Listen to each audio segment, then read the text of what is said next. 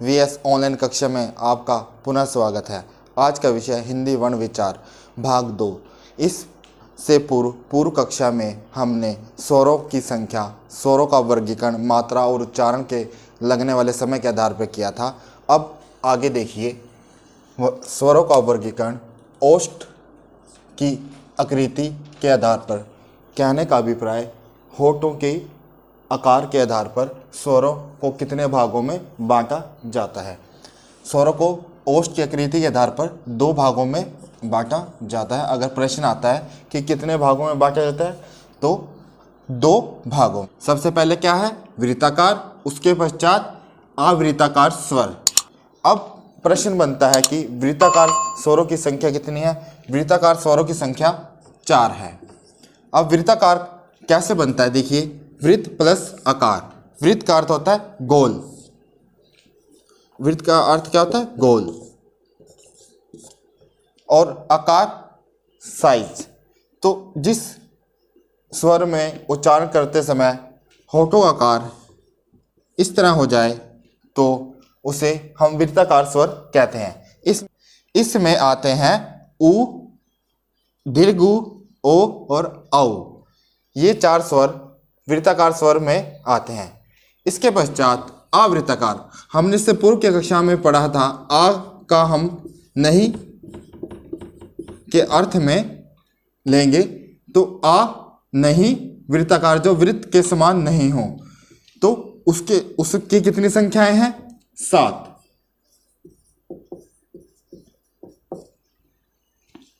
अवृत्ताकार स्वरों की कितनी संख्याएं हैं? 7। उसके पश्चात देखिए कौन कौन से होते हैं। ये 4 को छोड़कर बचे 7। ए, आ, ई, दीर्घ, री, ए, आई। ये 4 क्या है? अवृत्ताकार स्वर। अब देखिए, एक स्वर रहता है, इसको बोलते हैं अर्धचंद्र बिंदु। अर्धचंद्र बिंदु, क्योंकि यहां पर बिंदु नहीं है तो अर्धचंद्र बिंदु। ये क्या है? ये विदेशी शब्द है, इसे आगत स्वर भी कहते हैं। हिंदी में विदेशी शब्द होने का ग्रहण किया तो इसे गृहीत स्वर भी कहा जाता है। मेहमान स्वर भी कहते हैं इसको। और इसकी स्थिति क्या रहती है?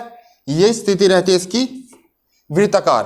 ये जो है वृत्ताकार में आएगा। परंतु अगर प्रश्न आए कि वृत्ताकार की संख्या 4 ही रहेगी और अवृत्ताकार की संख्या 7 ही रहेगी, क्योंकि ये हमने ग्रहण किया इसलिए ये इनमें नहीं आता, परंतु इसे वृत्ताकार स्वर कहते हैं, आगत स्वर को। अब देखिए अगला वर्गीकरण स्वरों का जीभ की क्रियाशीलता के आधार पर। जीभ की क्रियाशीलता के आधार पर स्वरों को कितने भागों में बांटा गया? 3 भागों में। अब देखिए, इसको याद आपने इससे पूर्व भी याद किए होंगे और फिर भूल जाते हैं। इसको मैं सबसे आसान तरीके से आपको बताता हूं। जैसे देखिए, ये घर है और ये रास्ता है। इस पर